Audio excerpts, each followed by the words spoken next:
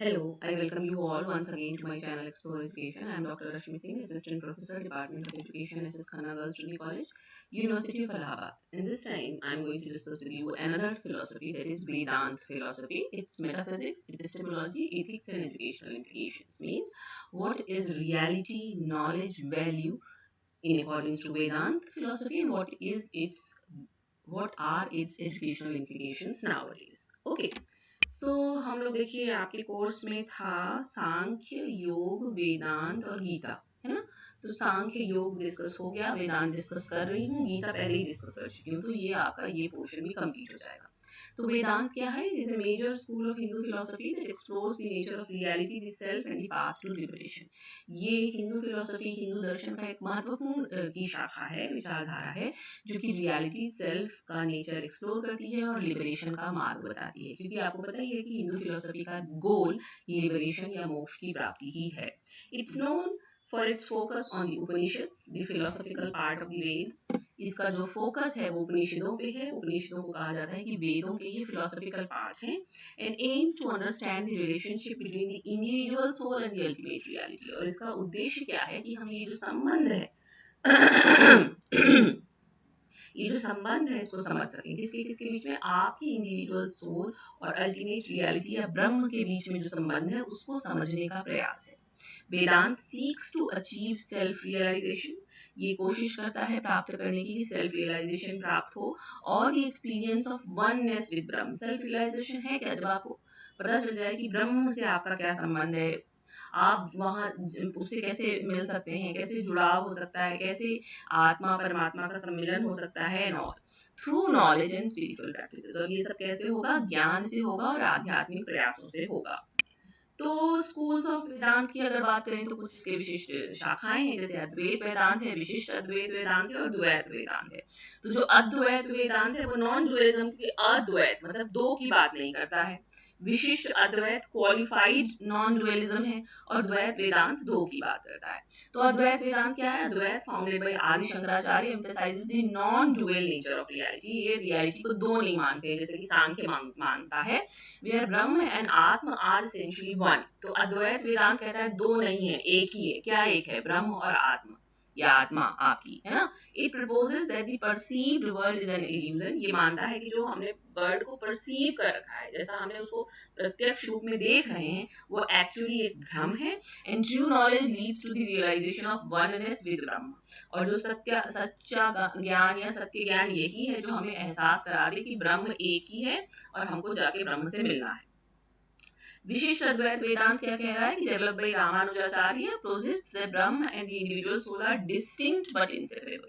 देखिए ये विशिष्ट अद्वैत है, ये तो मान रहे हैं कि दोनों अलग अलग हैं लेकिन इनसेपरेबल हैं, लेकिन आप उसको अलग अलग नहीं कर सकते हैं। लाइक ये बॉडी एंड सोल, मतलब दो विशिष्ट चीजें तो हैं लेकिन फिर भी मिली हुई है, जैसे बॉडी और soul. It emphasises the importance of devotion and grace in achieving liberation. और द्वैत वेदांत इसको found by Madhvacharya emphasises the distinctness of Brahma and the individual soul and the world is a real creation of Brahma. ये मान रहे हैं द्वैत वेदांत वाले कि ब्रह्म और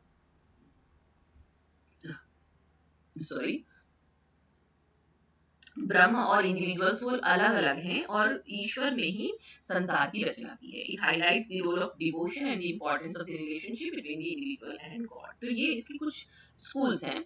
फिर अब बात करते हैं मेटाफिजिक्स की। तो Vedanta metaphysics explores the nature of reality through the concept of Brahma, Atma and प्रकृति। इन्होंने रियलिटी को एक्सप्लोर करने की कोशिश की है। ब्रह्म जो कि अल्टीमेट रियलिटी है, अनंतिम सत्य है, अनंतिम यथार्थ है। आत्म जो आप इंडिविजुअल सोल है, एंड प्रकृति जो आपका फिजिकल वर्ल्ड है। It delves into the relationship between these three. तो इनके हिसाब से, वेदांत दर्शन के हिसाब से, जो रियलिटी है वो इन्हीं तीन के बीच का अंतर सह संबंध है, with the primary focus on understanding the nature of Brahma and its connection to the individual self. और इसमें भी इसका मेन फोकस, मुख्य लक्ष्य, मुख्य ध्यान आकर्षण केंद्र क्या है कि ब्रह्म की प्रकृति को समझिए और ये देखिए कि इसका सेल्फ से कैसे जुड़ाव संभव है। तो ब्रह्म इनके लिए क्या है? The ultimate reality है, underlying reality, that is the source, sustainer and the ultimate goal of all existence. Transcendent and immanent है, ये both beyond the physical world है, मतलब परे है इस संसार के, and present within it, मतलब कि वो संसार के अंदर भी है और संसार से परे भी है।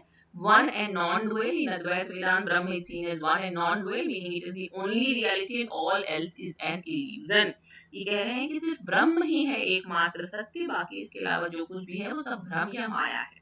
Infinite consciousness and bliss. Brahma is often described as infinite consciousness, bliss and the ultimate source of existence. मतलब वो अनंत चेतना का, सुख का और अल्टीमेट सोर्स है ये अस्तित्व का. तो ये सारी बातें ब्रह्म के लिए कही गई हैं. आत्म के लिए कहा गया है कि इंडिविजुअल सोल है. आत्मा इज द इंडिविजुअल सोल और self considered a part of ब्रह्म. हम ब्रह्म के ही हिस्से हैं. इटर्नल एंड इमॉर्टल है. Atma is believed to be eternal कहा जाता है. आत्मा जो है वो शाश्वत है, ये अमर है ना, existing beyond the cycle of birth and death, और जन्म और मृत्यु के चक्र से परे है. और आपका ट्रू सेल्फ है. Realising the true nature of Atma which is identical to Brahman is seen as the path to liberation. और मोक्ष का मार्ग यही है कि आप अपनी आत्मा के सही स्वरूप को पहचान जाइए और मानिए कि आप ब्रह्म से के ही हिस्से हैं और उससे आपको जुड़ाव करना है अनंतिम. और knower, Atma is considered to be knower, the witness and the experiencer of the individual consciousness. मतलब वो ज्ञानशील है, ज्ञानवान है, जानती है. और प्रकृति जो आपका फिजिकल वर्ल्ड है, जो इल्यूजन है, जो माया है, represents the physical world, the material universe and all of its phenomena. In Advaita Vedanta, Prakriti is often seen as illusion and an aspect of Brahma that appears to be separate but is ultimately not different from it. और ये dependent reality है. ये जो है वो only in relation to and is a manifestation of Brahman. मतलब ब्रह्म के प्राकृतिकरण में ही ये दिखाई देगी. उसी का ये एक रिफ्लेक्शन है. ब्रह्म पे ही निर्भर है प्रकृति, है ना. और एपिस्टेमोलॉजी क्या है कि वेदांत, तो इनकी मेटाफिजिक्स क्या हो गई, ब्रह्म, आत्मा और फिजिकल वर्ल्ड से तीन के इंटर रिलेशनशिप में है. और एपिस्टेमोलॉजी यानी ज्ञान प्राप्ति कैसे होगी इसमें. वेदांत philosophy particularly Advaita Vedanta has a complex epistemology focusing on the nature and validity of knowledge, particularly in the quest for realizing the true nature of reality, Brahma. It distinguishes between अपराविद्या and paravidya. मतलब ये अपराविद्या और पराविद्या में विभेद करता है. अपराविद्या क्या है, worldly knowledge, practical knowledge. और पराविद्या क्या है, जो हमारे परे है, जो आध्यात्मिक है. emphasizing the importance of realizing the non-dual nature of reality, Advaita Vedanta explores how knowledge is gained, the means of knowledge and the relationship between the knower, the known and the process of knowing. अद्वैत वेदांत कहता है कि कैसे आप ज्ञान की प्राप्ति कर सकते हैं, ज्ञान के साधन क्या हैं, और जान जो नोन है, जो जान चुका गया है, जो नोअर है, जो जानना चाहता है, और जो प्रोसेस ऑफ नोइंग है, इन्हीं के बीच का इंटर रिलेशनशिप एपिस्टेमोलॉजी है. तो एपिस्टेमोलॉजी में मींस ऑफ नॉलेज इन्होंने क्या क्या बताया. Like other Indian philosophical system acknowledges various means of gaining knowledge. ये भी बात कर रहे हैं प्रत्यक्ष, इन्फरेंस, इन्होंने कुछ और ले लिए हैं. प्रत्यक्ष, इन्फरेंस और शब्द की बात तो आपका परसेप्शन, इन्फरेंस और टेस्टिमनी की बात तो सांख्य और योग भी कर रहे थे. ये कंपैरिजन की भी बात कर रहे हैं. उपमान, नॉन परसेप्शन, अनुपलब्धि एंड पोस्टुलेशन, अर्थपत्ति की भी बात कर रहे हैं. टाइप्स ऑफ नॉलेज ये ही दो मान रहे हैं, अपराविद्या, पराविद्या. अपराविद्या जो है वो वर्ल्डली नॉलेज, सांसारिक ज्ञान है, और जो पराविद्या है वो आध्यात्मिक ज्ञान है. और रोल ऑफ द माइंड क्या है, वेदांत emphasizes the role of the mind in the process of knowing. Knowledge according to this philosophy cannot exist without the mind. यानी कि मन के बिना आप नहीं पा सकते हैं. बुद्धि का यही स्रोत है. Real versus apparent reality. Advaita Vedanta distinguishes between apparent reality, प्रतिभासिका सत्य, and empirical reality, व्यवहारिका सत्य, है ना, and ultimate reality, परमार्थिका सत्य. ये तीन तरीके की बात इन्होंने की है. It posits that the apparent and empirical realities are ultimately illusory, while the ultimate reality is the only true reality. ये कह रहे हैं जो ultimate reality है, जो ब्रह्म ज्ञान है, वही अनंतिम और सत्य ज्ञान है, बाकी सब भ्रम है.